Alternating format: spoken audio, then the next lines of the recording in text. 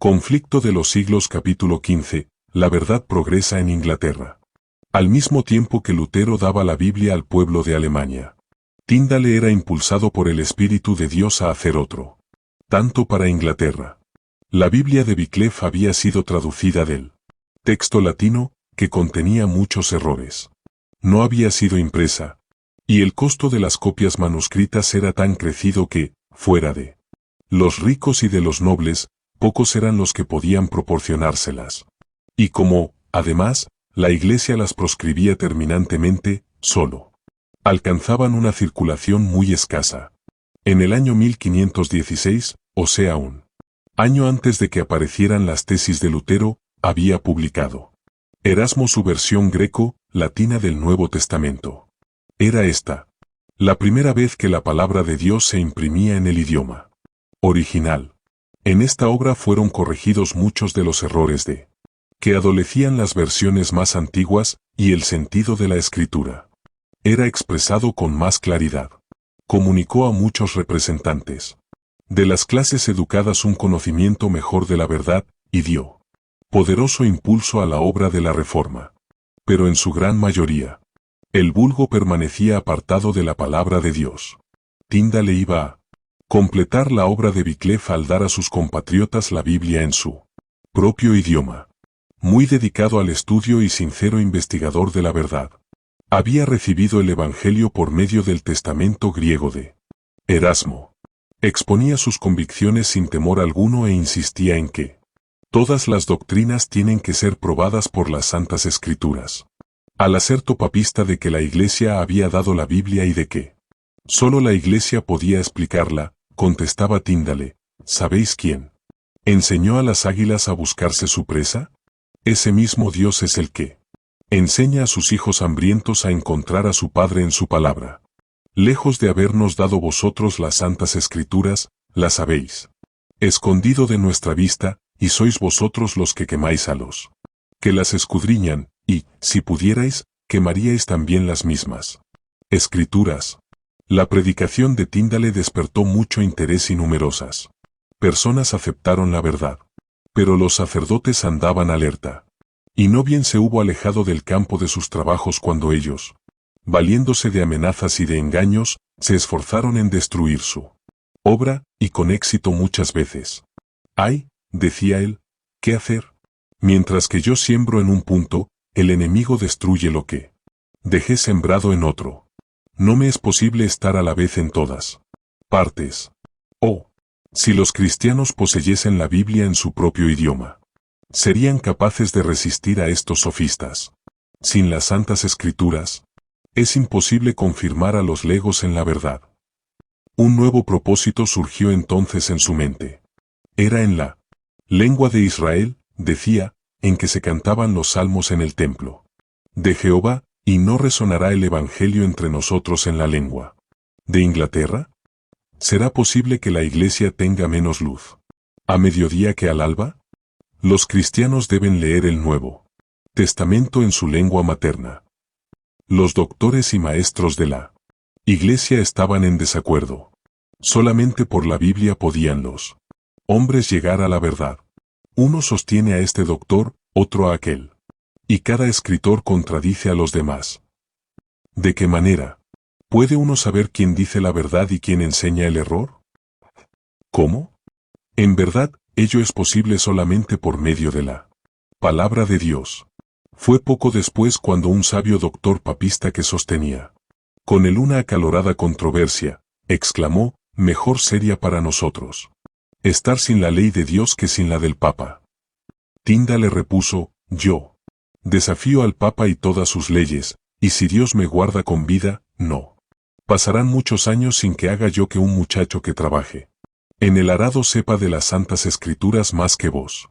Así confirmado su propósito de dar a su pueblo el Nuevo Testamento en su propia lengua, Tyndale puso inmediatamente manos a la obra.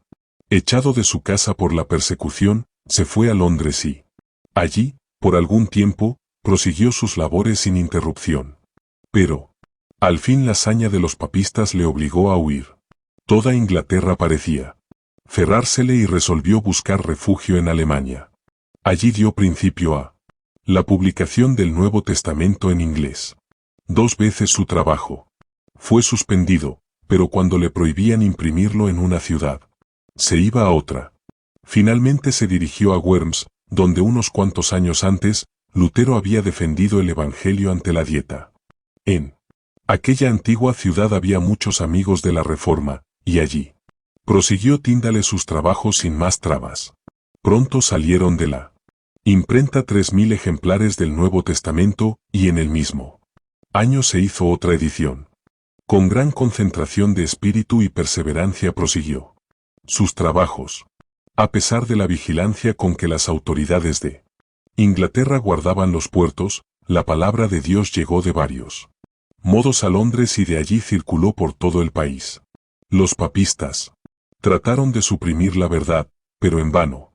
El obispo de Durham compró de una sola vez a un librero amigo de Tyndale todo el surtido de Biblias que tenía, para destruirlas, suponiendo que de esta manera estorbaría en algo la circulación de las Escrituras, pero, por el contrario, el dinero así conseguido, fue suficiente para hacer una edición nueva y más elegante, que, de otro modo no hubiera podido publicarse.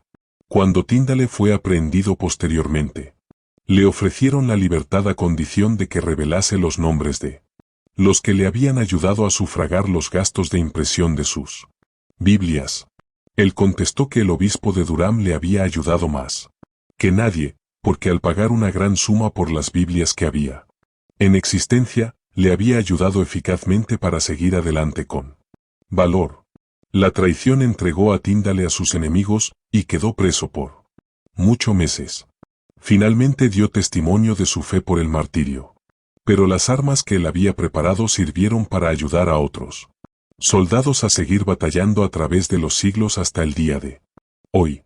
Latimer sostuvo desde el púlpito que la Biblia debía ser leída en el lenguaje popular. El autor de las Santas Escrituras, decía él, es Dios mismo, y ellas participan del poder y de la eternidad de su autor. No hay rey, ni emperador, ni magistrado, ni gobernador, que no esté obligado a obedecer su santa palabra. Cuidémonos de las sendas laterales y sigamos el camino recto de la palabra de Dios. No andemos como andaban nuestros padres, ni tratemos de saber lo que hicieron sino lo que hubieran debido hacer.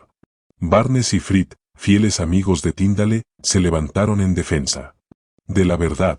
Siguieron después Cranmer y los Ridley.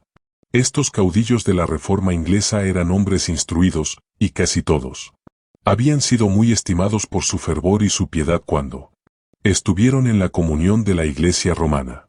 Su oposición al papado fue resultado del conocimiento que tuvieron de los errores de la Santa Sede. Por estar familiarizados con los misterios de Babilonia, tuvieron más poder para alegar contra ella. Ahora voy a hacer una pregunta peregrina, decía Latimer.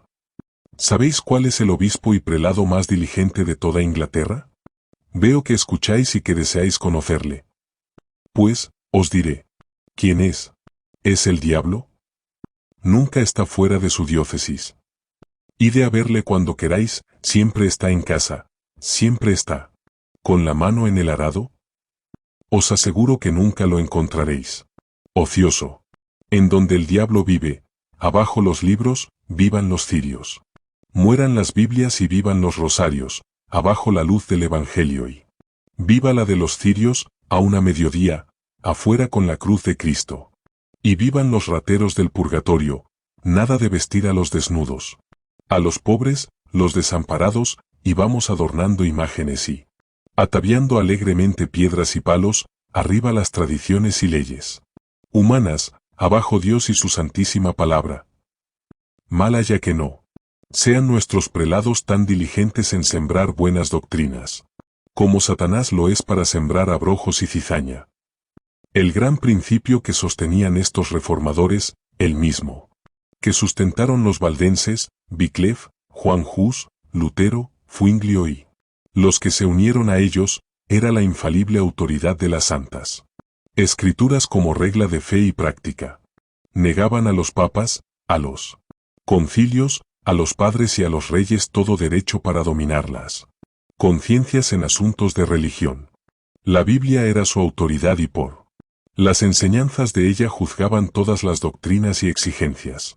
La fe en Dios y en su palabra era la que sostenía a estos santos varones cuando entregaban su vida en la hoguera. Ten buen ánimo, decía Latimer a su compañero de martirio cuando las llamas estaban a punto de acallar sus voces, que en este día encenderemos una luz tal en Inglaterra, que, confío en la gracia de Dios, jamás se apagará.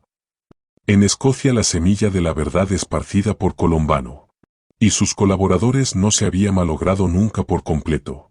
Centenares de años después que las iglesias de Inglaterra se hubieron sometido al Papa, las de Escocia conservaban aún su libertad. En el siglo XII, sin embargo, se estableció en ella el romanismo, y en ningún otro país ejerció un dominio tan absoluto. En ninguna parte fueron más densas las tinieblas. Con todo, rayos de luz penetraron la oscuridad trayendo consigo la promesa de un día por venir. Los Lollardos, que vinieron de Inglaterra con la Biblia y las enseñanzas de Wycliffe, hicieron mucho por conservar el conocimiento del Evangelio. Y cada siglo tuvo sus confesores y sus mártires. Con la iniciación de la Gran Reforma vinieron los escritos de Lutero y luego el Nuevo Testamento inglés de Tyndale. Sin llamar la atención del clero, aquellos silenciosos mensajeros cruzaban montañas y valles, reanimando la antorcha de la verdad que parecía estar a punto de extinguirse en Escocia y deshaciendo la obra que Roma realizara en los 4 siglos de opresión que ejerció en el país.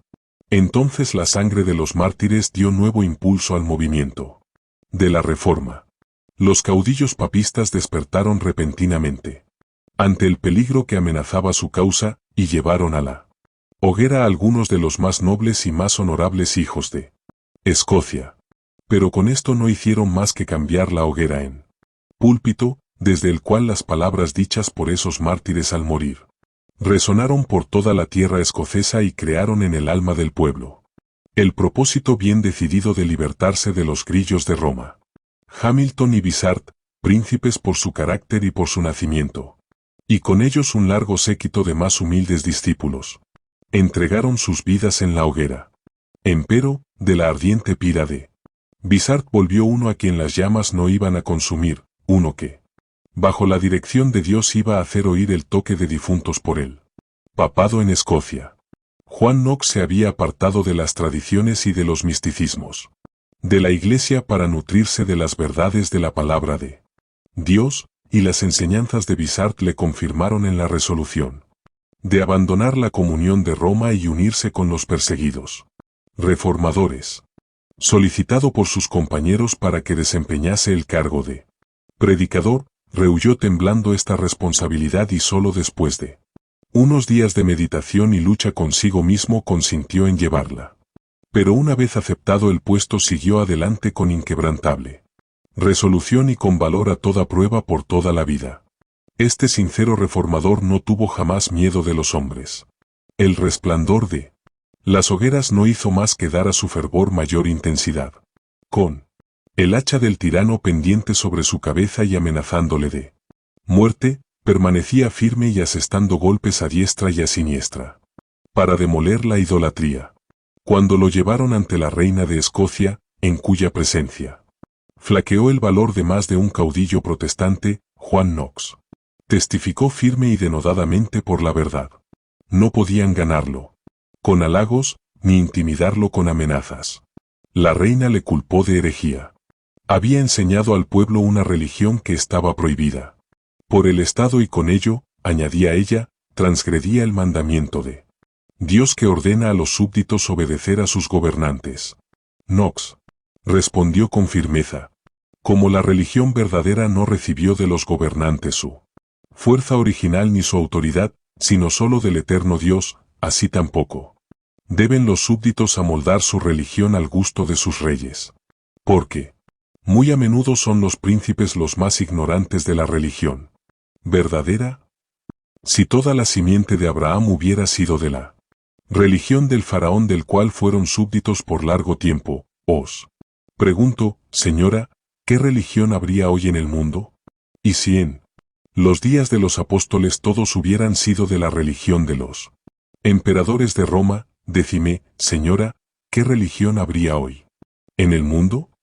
De esta suerte, señora, podéis comprender que los súbditos no están obligados a sujetarse a la religión de sus príncipes, si bien les está ordenado obedecerles. María respondió, vos interpretáis las escrituras de un modo, y ellos, los maestros romanistas, las interpretan de otro. ¿A quién creeré y quién será juez en este asunto? Debéis creer en Dios, que habla con sencillez en su palabra. Contestó el reformador, y más de lo que ella os diga no debéis creer ni de unos ni de otros. La palabra de Dios es clara, y si parece haber oscuridad en algún pasaje, el Espíritu Santo, que nunca se contradice a sí mismo, se explica con más claridad en otros pasajes. De modo que no queda lugar a dudas sino para el ignorante. Tales fueron las verdades que el intrépido reformador, con peligro de su vida, dirigió a los oídos reales. Con el mismo valor indómito se aferró a su propósito y siguió orando y combatiendo como fiel soldado del Señor hasta que Escocia quedó libre del papado. En Inglaterra el establecimiento del protestantismo como religión nacional hizo menguar la persecución, pero no la hizo cesar por completo. Aunque muchas de las doctrinas de Roma fueron suprimidas, se conservaron muchas de sus formas de culto. La supremacía del Papa fue rechazada, pero en su lugar se puso al monarca como cabeza de la Iglesia. Mucho distaban aún los servicios de la Iglesia de la pureza y sencillez del Evangelio. El gran principio de la libertad religiosa no era aún entendido. Si bien es verdad que pocas veces apelaron los gobernantes protestantes a las horribles crueldades de que se valía Roma contra los herejes, no se reconocía el derecho que tiene todo hombre de adorar a Dios según los dictados de su conciencia. Se exigía de todos que aceptaran las doctrinas y observaran las formas de culto prescritas por la Iglesia establecida. Aún se siguió persiguiendo a los disidentes por centenares de años con mayor o menor encarnizamiento. En el siglo XVII millares de pastores fueron depuestos de sus cargos. Se le prohibió al pueblo so pena de fuertes multas, prisión y destierro, que asistiera a cualesquiera reuniones religiosas que no fueran las sancionadas por la Iglesia. Los que no pudieron dejar de reunirse para adorar a Dios, tuvieron que hacerlo en callejones oscuros, en sombrías guardillas y, en estaciones propicias, en los bosques a medianoche, en la protectora espesura de la floresta, como en templo hecho por Dios mismo, aquellos esparcidos y perseguidos hijos del Señor, se reunían para derramar sus almas en plegarias y alabanzas. Pero a despecho de todas estas precauciones muchos sufrieron por su fe. Las cárceles rebosaban. Las familias eran divididas. Muchos fueron desterrados a tierras extrañas. Sin embargo, Dios estaba con su pueblo y la persecución no podía acallar su testimonio. Muchos cruzaron el océano y se establecieron en Norteamérica, donde echaron los cimientos de la libertad civil y religiosa que fueron baluarte y gloria de los Estados Unidos. Otra vez, como en los tiempos apostólicos, la persecución contribuyó al progreso del Evangelio. En una asquerosa mazmorra atestada de reos y libertinos, John Bunyan respiró el verdadero ambiente del cielo y escribió su maravillosa alegoría del viaje del peregrino de la ciudad de destrucción a la ciudad celestial. Por más de 200 años aquella voz habló desde la cárcel de Bedford con poder penetrante a los corazones de los hombres. El peregrino y gracia abundante para el mayor de los pecadores han guiado a muchos por el sendero de la vida eterna. Baster, Flavel, Alleyne y otros hombres de talento, de educación y de profunda experiencia cristiana, se mantuvieron firmes defendiendo valientemente la fe que en otro tiempo fuera entregada a los santos. La obra que ellos hicieron y que fue proscrita y anatematizada por los reyes de este mundo, es imperecedera. La fuente de la vida y el método de la gracia de Flavel enseñaron a millares el modo de confiar al Señor la custodia de sus almas. El pastor reformado, de Baster, fue una verdadera bendición. Para muchos que deseaban un avivamiento de la obra de Dios, y su descanso eterno de los santos cumplió su misión de llevar almas al descanso que queda para el pueblo de Dios. 100 años más tarde, en tiempos de tinieblas espirituales, aparecieron Whitefield y los Wesley como portadores de la luz de Dios. Bajo el régimen de la Iglesia establecida, el pueblo de Inglaterra había llegado a un estado tal de decadencia que apenas podía distinguirse del paganismo. La religión natural era el estudio favorito del clero y en él iba incluida casi toda su teología. La aristocracia hacía escarnio de la piedad y se jactaba de estar por sobre lo que llamaba su fanatismo, en tanto que el pueblo bajo vivía en la ignorancia y el vicio, y la Iglesia no tenía valor ni fe para seguir sosteniéndola. Causa de la verdad ya decaída. La gran doctrina de la justificación por la fe, tan claramente enseñada por Lutero, se había perdido casi totalmente de vista, y ocupaban su lugar los principios del romanismo de confiar en las buenas obras para obtener la salvación. Whitefield y los Wesley, miembros de la Iglesia establecida, buscaban con sinceridad el favor de Dios, que, según se les había enseñado, se conseguía por medio de una vida virtuosa y por la observancia de los ritos religiosos. En cierta ocasión en que Carlos Wesley cayó enfermo y pensaba que estaba próximo su fin, se le preguntó en qué fundaba su esperanza de la vida eterna. Su respuesta fue: he hecho cuanto he podido por servir a Dios. Pero como el amigo que le dirigiera la pregunta no parecía satisfecho con la contestación, Wesley pensó: ¿qué? ¿No son suficientes mis esfuerzos para fundar mi esperanza? ¿Me privaría de mis esfuerzos? No tengo otra cosa en que confiar. John Whitehead. Tales eran las tinieblas que habían caído sobre la Iglesia y ocultaban la expiación. Despojaban a Cristo de su gloria y desviaban la mente de los hombres de su única esperanza de salvación, la sangre del Redentor crucificado. Wesley y sus compañeros fueron inducidos a reconocer que la religión verdadera tiene su asiento en el corazón y que la ley de Dios abarca los pensamientos lo mismo que las palabras y las obras. Convencidos de la necesidad de tener santidad en el corazón, así como de conducirse correctamente, decidieron seriamente iniciar una vida nueva. Por medio de esfuerzos diligentes acompañados de fervientes oraciones, se empeñaban en vencer las malas inclinaciones del corazón natural. Llevaban una vida de abnegación, de amor y de humillación, y observaban rigurosamente todo aquello que a su parecer podría ayudarles a alcanzar lo que más deseaban, una santidad que pudiese asegurarles el favor de Dios. Pero no lograban lo que buscaban. Vanos eran sus esfuerzos para librarse de la condenación del pecado y para quebrantar su poder. Era la misma lucha que había tenido que sostener Lutero en su celda del convento en Erfurt. Era la misma pregunta que le había atormentado el alma. ¿Cómo puede el hombre ser justo para con Dios? El fuego de la verdad divina que se había extinguido casi por completo en los altares del protestantismo, iba a prender de nuevo al contacto de la antorcha antigua que al través de los siglos había quedado firme en manos de los cristianos de Bohemia.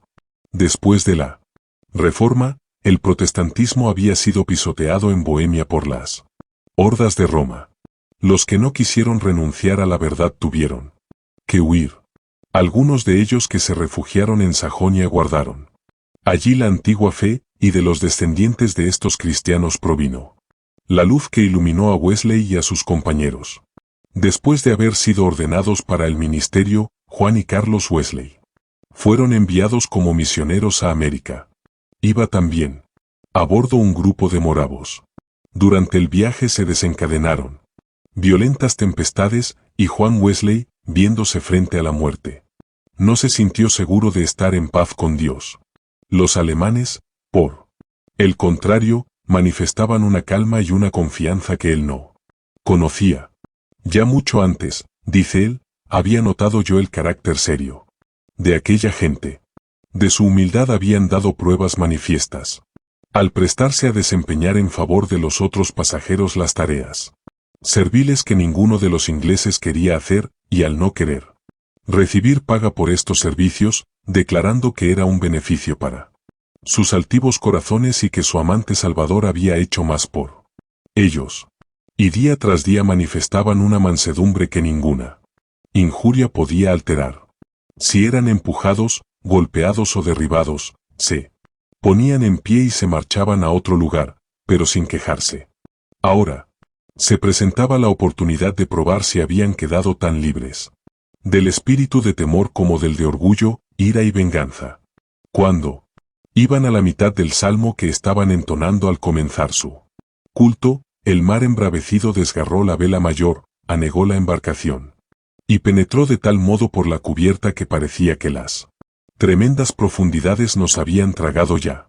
Los ingleses se pusieron a gritar desaforadamente. Los alemanes siguieron cantando con serenidad. Más tarde, pregunté a uno de ellos, ¿no tuvisteis miedo? Y me dijo, no, gracias a Dios. Volví a preguntarle, ¿no tenían temor las mujeres y los niños?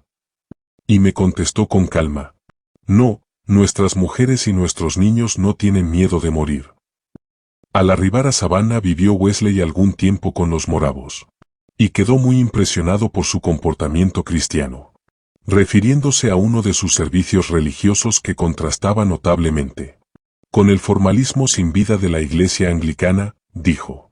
La gran sencillez y solemnidad del acto entero casi me hicieron olvidar los 17 siglos transcurridos, y me parecía estar en una de las asambleas donde no había fórmulas ni jerarquía, sino donde presidía Pablo, el tejedor de tiendas, o Pedro, el pescador, y donde se manifestaba el poder del Espíritu.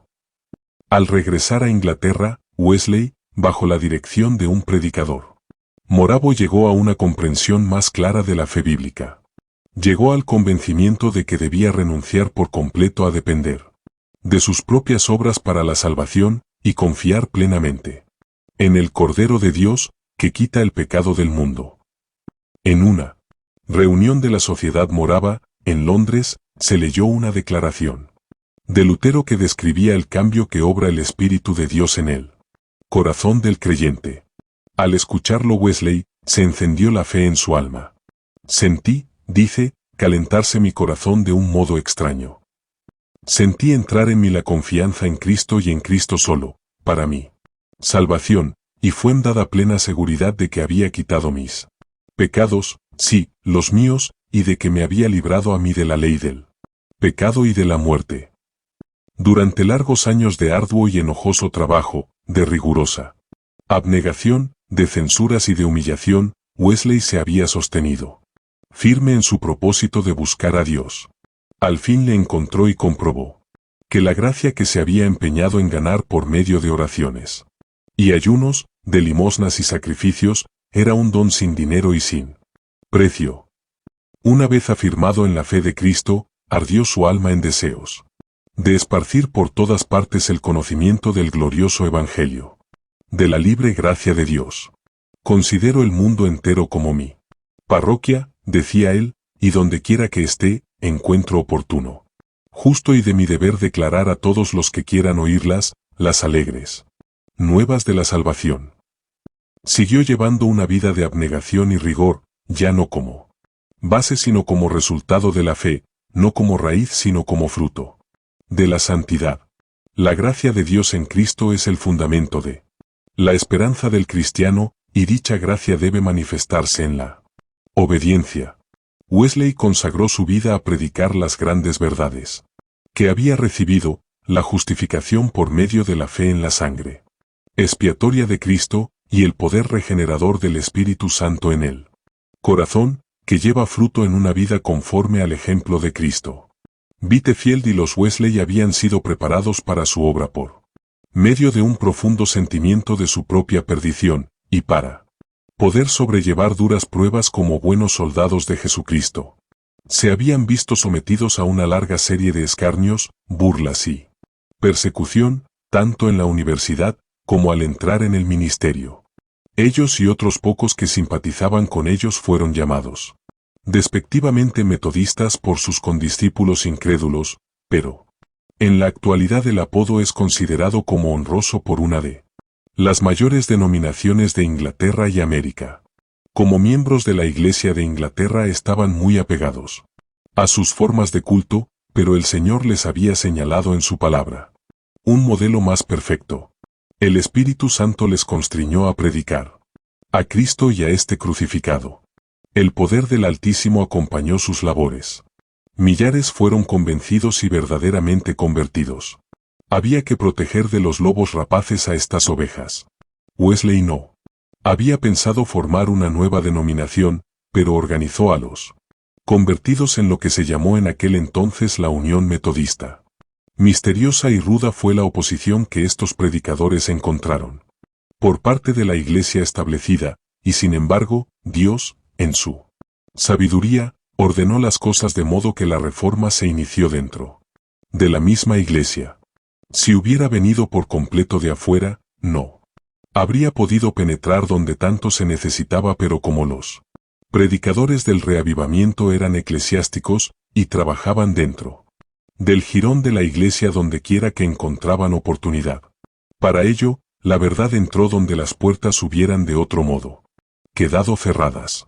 Algunos de los clérigos despertaron de su sopor y se convirtieron en predicadores activos de sus parroquias.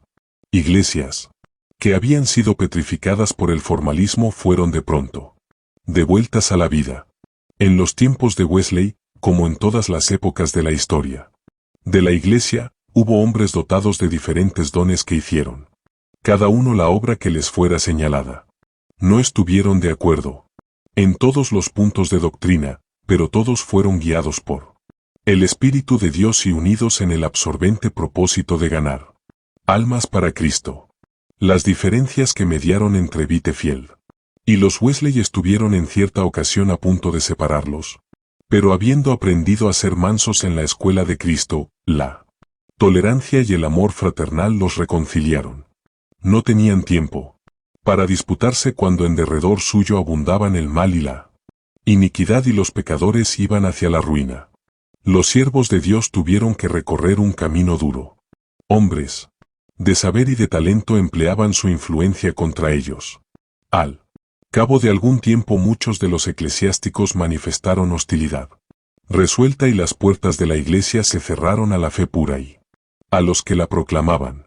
La actitud adoptada por los clérigos al denunciarlos desde el púlpito despertó los elementos favorables a las tinieblas, la ignorancia y la iniquidad. Una y otra vez, Wesley escapó a la muerte por algún milagro de la misericordia de Dios. Cuando la ira de las turbas rugía contra él y parecía no haber ya modo de escapar, un ángel en forma de hombre se le ponía al lado, la turba retrocedía, y el siervo de Cristo salía ileso del lugar peligroso. Hablando él de cómo se salvó de uno de estos lances, dijo: muchos trataron de derribarme mientras descendíamos de una montaña, por una senda resbalosa que conducía a la ciudad, porque suponían, y con razón, que una vez caído allí me hubiera sido muy difícil levantarme. Pero no tropecé ni una vez, ni resbalé en la pendiente, hasta lograr ponerme fuera de sus manos. Muchos quisieron sujetarme por el cuello o tirarme de los faldones para hacerme caer, pero no lo pudieron, si bien hubo uno que alcanzó a asirse de uno de los faldones de mi chaleco, el cual se le quedó en la mano, mientras que el otro faldón, en cuyo bolsillo guardaba yo un billete de banco, no fue desgarrado más que a medias. Un sujeto fornido que venía detrás de mí me dirigió repetidos golpes con un garrote de encina. Si hubiera logrado pegarme una sola vez en la nuca, se habría ahorrado otros esfuerzos. Pero siempre se le desviaba el golpe, y no puedo explicar el por qué, pues me era imposible moverme hacia la derecha ni hacia la izquierda. Otro vino corriendo entre el tumulto y levantó el brazo para descargar un golpe sobre mí, se detuvo de pronto y solo me acarició la cabeza, diciendo: «¿Qué cabello tan suave tiene?». Los primeros que se convirtieron fueron los héroes del pueblo, los que en todas las ocasiones capitanean a la canalla, uno de los cuales había ganado un premio peleando en el patio de los osos. Cuán suave y gradualmente nos prepara Dios para hacer su voluntad. 2 años pasó rozándome el hombro un pedazo de ladrillo. 1 año después recibí una pedrada en la frente. Hace un mes que me asestaron un golpe y hoy por la tarde, 2, uno antes de que entrara en el pueblo y otro después de haber salido de él, pero fue como si no me hubieran tocado, pues si bien un desconocido me dio un golpe en el pecho con todas sus fuerzas y el otro en la boca, con tanta furia que la sangre brotó inmediatamente, no sentí más dolor que si me hubieran dado con una paja. John Wesley. Los metodistas de aquellos días, tanto el pueblo como los predicadores, eran blanco de escarnios y persecuciones, tanto por parte de los miembros de la iglesia establecida como de gente irreligiosa, excitada por las calumnias inventadas por esos miembros. Se les arrastraba ante los tribunales de justicia, que lo eran solo de nombre, pues la justicia en aquellos días era rara en las cortes. Con frecuencia eran atacados por sus perseguidores. La turba iba de casa en casa y les destruía los muebles y lo que encontraban, llevándose lo que les parecía y ultrajando brutalmente a hombres, mujeres y niños. En ocasiones se fijaban avisos en las calles convocando a los que quisiesen ayudar a quebrar ventanas y saquear las casas de los metodistas, dándoles cita en lugar y hora señalados. Estos atropellos de las leyes divinas y humanas se dejaban pasar sin castigo. Se organizó una persecución en forma contra gente cuya única falta consistía en que procuraban apartar a los pecadores del camino de la perdición y llevarlos a la senda de la santidad.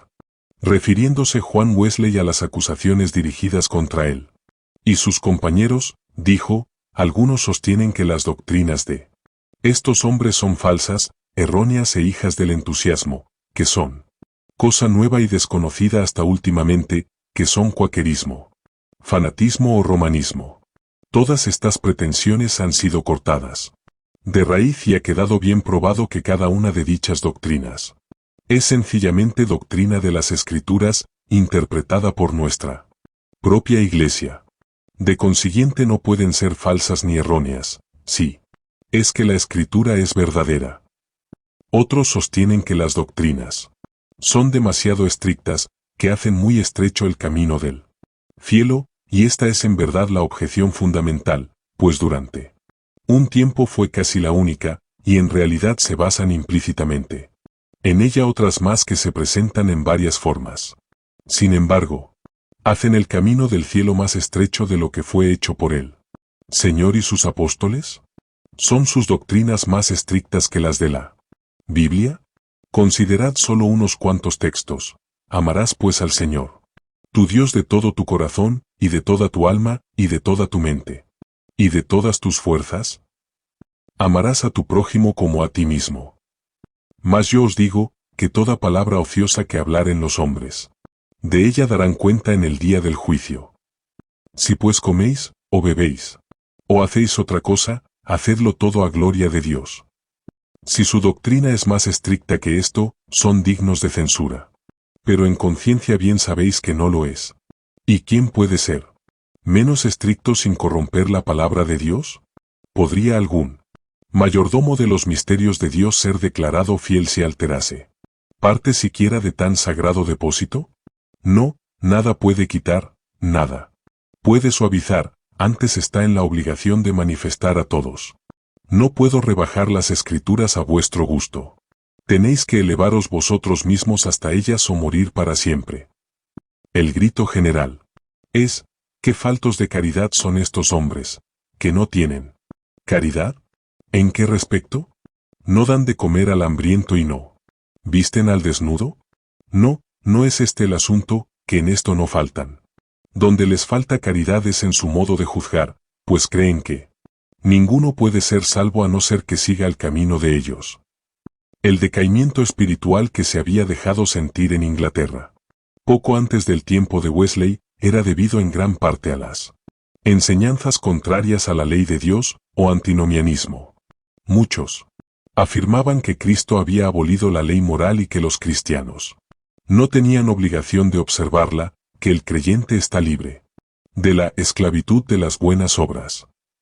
Otros, si bien admitían la perpetuidad de la ley, declaraban que no había necesidad de que los ministros exhortaran al pueblo a que obedeciera los preceptos de ella, puesto que los que habían sido elegidos por Dios para ser salvos eran llevados por el impulso irresistible de la gracia divina a practicar la piedad y la virtud, mientras los sentenciados a eterna perdición no tenían poder para obedecer a la ley divina. Otros, que también sostenían que los elegidos no pueden ser destituidos de la gracia ni perder el favor divino, llegaban a la conclusión aún más horrenda de que sus malas acciones no son en realidad pecaminosas ni pueden ser consideradas como casos de violación de la ley divina, y que en consecuencia los tales no tienen por qué confesar sus pecados ni romper con ellos por medio del arrepentimiento. Por lo tanto, declaraban que aún uno de los pecados más viles considerado universalmente como enorme violación de la ley divina no es pecado a los ojos de Dios, siempre que lo hubiera cometido uno de los elegidos, porque es característica esencial y distintiva de estos que no pueden hacer nada que desagrade a Dios ni que sea contrario a la ley. Estas monstruosas doctrinas son esencialmente lo mismo que la enseñanza posterior de los educadores y teólogos populares, quienes dicen que no existe ley divina como norma inmutable de lo que es recto, y que más bien la norma de la moralidad es indicada por la sociedad y que ha estado siempre sujeta a cambios. Todas estas ideas son inspiradas por el mismo Espíritu Maestro, por aquel que, hasta entre los seres impecables de los cielos, comenzó su obra de procurar suprimir las justas restricciones de la ley de Dios. La doctrina de los decretos divinos que fija de una manera inalterable el carácter de los hombres, había inducido a muchos a rechazar virtualmente la ley de Dios. Wesley se oponía tenazmente a los errores de los maestros del antinomianismo y probaba que son contrarios a las Escrituras, porque la gracia de Dios que trae salvación a todos los hombres se manifestó. Porque esto es bueno y agradable delante de Dios nuestro Salvador, el cual quiere que todos los hombres sean salvos y que vengan al conocimiento de la verdad. Porque hay un Dios, asimismo un mediador entre Dios y los hombres, Jesucristo, hombre, el cual se dio a sí mismo en precio del rescate por todos. El Espíritu de Dios es concedido libremente, para que todos puedan echar mano de los medios de salvación. Así es como Cristo, la luz verdadera, alumbra a todo hombre que viene a este mundo. Juan 1, 9. Los hombres se privan de la salvación porque rehúsan voluntariamente la dádiva de vida, en contestación al aserto de que a la muerte de Cristo quedaron abolidos los preceptos del Decálogo juntamente con los de la ley ceremonial, decía Wesley, la ley moral contenida en los 10 mandamientos y sancionada por los profetas. Cristo no la abolió. Al venir al mundo, no se propuso suprimir parte alguna de ella. Esta es una ley que jamás puede ser abolida, pues permanece firme como fiel testigo en los cielos. Existía desde el principio del mundo, habiendo sido escrita no en tablas de piedra sino en el corazón de todos los hijos de los hombres al salir de manos del Creador. Y no obstante estar ahora borradas en gran manera por el pecado las letras, tiempo atrás escritas por el dedo de Dios, no pueden serlo del todo, mientras tengamos conciencia alguna del bien y del mal. Cada parte de esta ley ha de seguir en vigor para toda la humanidad y por todos los siglos, porque no depende de ninguna consideración de tiempo, ni de lugar ni de ninguna otra circunstancia sujeta a alteración, sino que depende de la naturaleza de Dios mismo, de la del hombre y de la invariable relación que existe entre uno y otro. No he venido para abrogar, sino a cumplir. Sin duda quiere el Señor dar a entender en este pasaje, según se colige por él contexto, que vino a establecerla en su plenitud a despecho de cómo puedan interpretarla los hombres, que vino a aclarar plenamente lo que en ella pudiera haber de oscuro, vino para poner de manifiesto la verdad y la importancia de cada una de sus partes, para demostrar su longitud y su anchura, y la medida exacta de cada mandamiento que la ley contiene y al mismo tiempo la altura y la profundidad, la inapreciable pureza y la espiritualidad de ella en todas sus secciones.